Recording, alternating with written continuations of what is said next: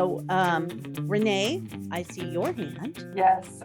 So I have a story that is really a failure of this practice. Share. We had a 2-day project management training that we did, and it's not typical project management, but rather for the AEC industry, engineering.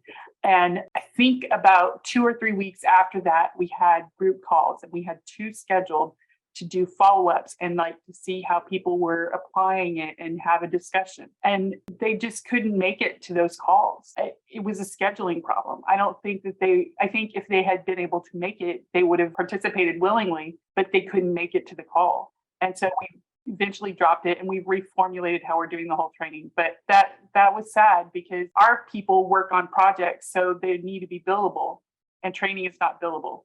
So it's a big problem. Right.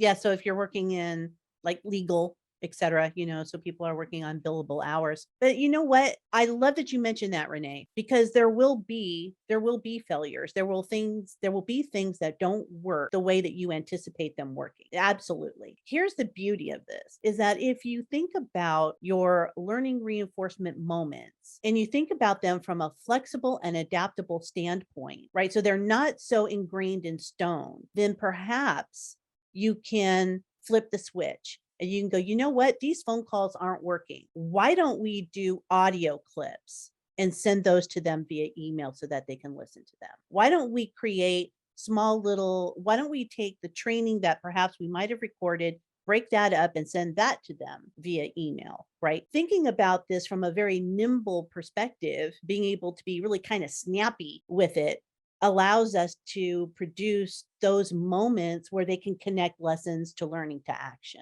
So thank you for that, Renee, because I think that's an important lesson. It really is.